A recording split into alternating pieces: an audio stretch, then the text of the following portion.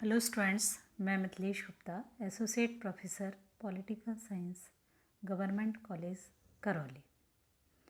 आज हम स्विट्ज़रलैंड की संघीय सरकार की विशेषताओं का अध्ययन करेंगे। यहाँ हम देखते हैं स्विट्ज़रलैंड की संघीय सरकार अनुपम है।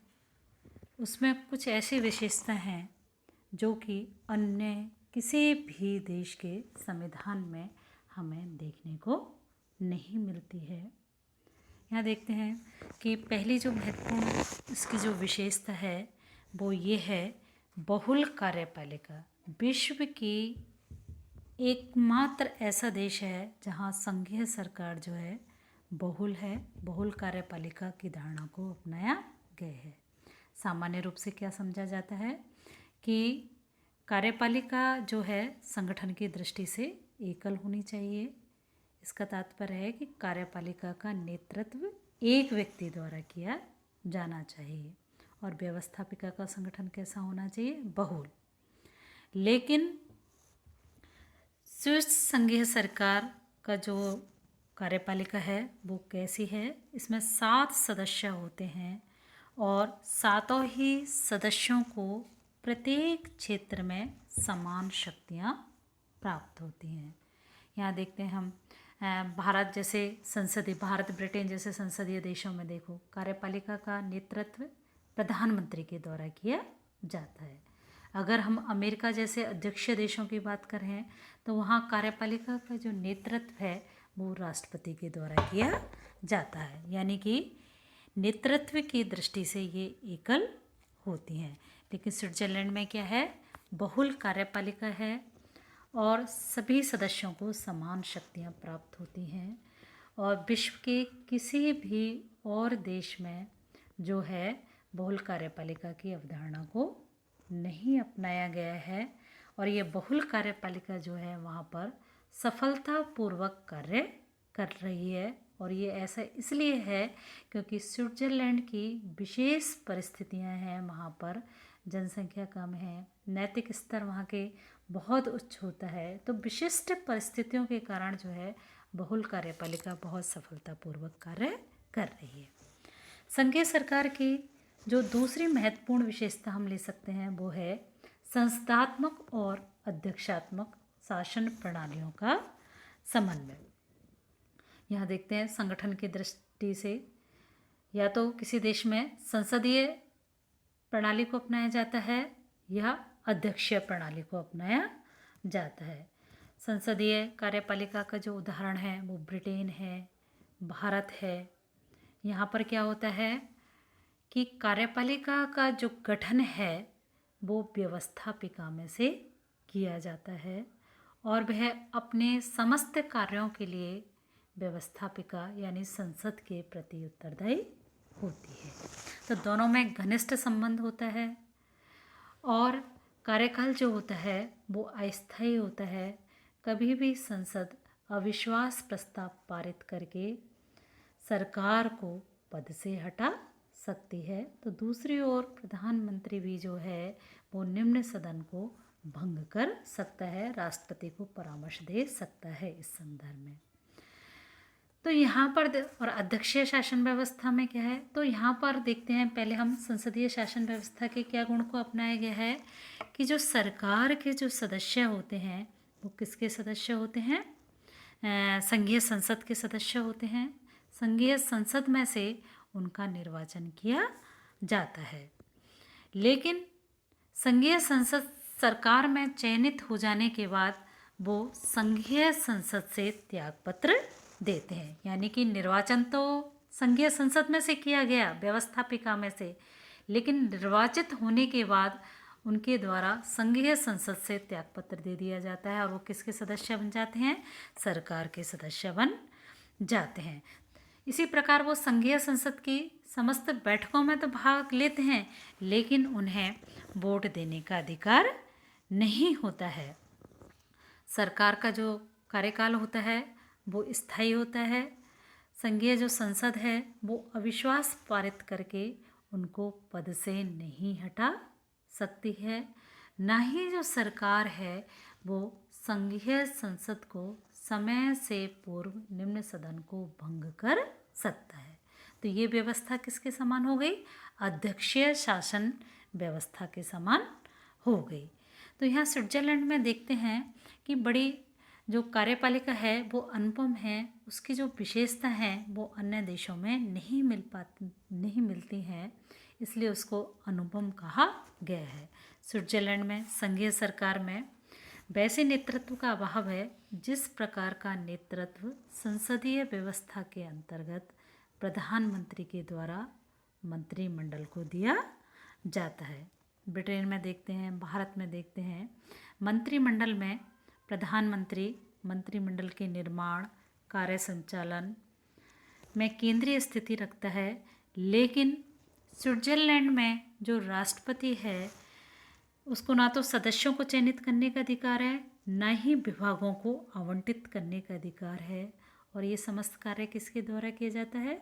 संघीय संसद के द्वारा किया जाता है। तो इस तरह से ये संसदीय शासन से डिफरेंट है, अलग है, ना ही अविश्वास प्रस्ताव पारित करके कार्य जो है संसद है, संघीय संसद, वो सरकार को हटा सकती है।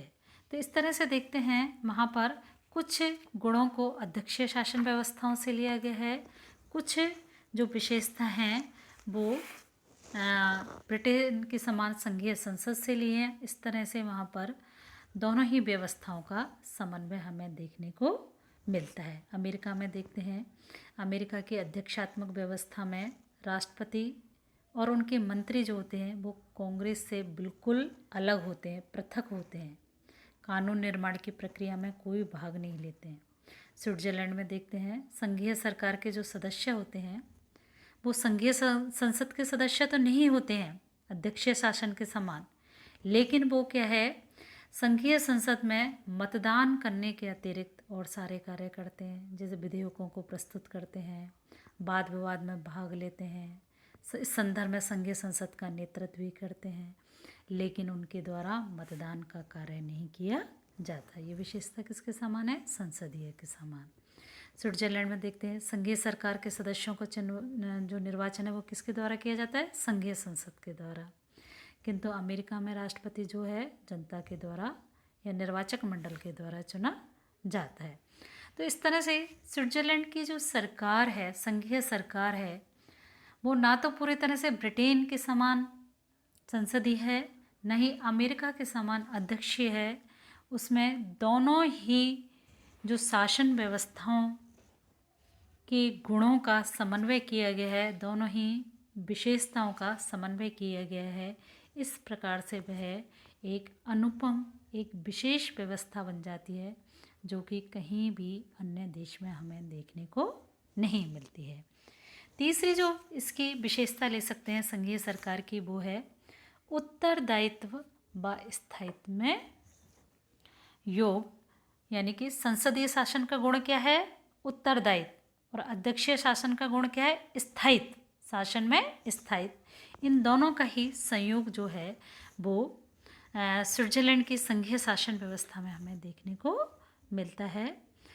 तो यहाँ देखते हैं उत्तरदायित्व की जो इस व्यवस्था है, वहाँ पर शासन कार्य जनप्रतिनिधियों की इच्छानुसार संपन्न होता है, और उससे क्या होता है, सरकार निरंकुश नहीं हो पाती है।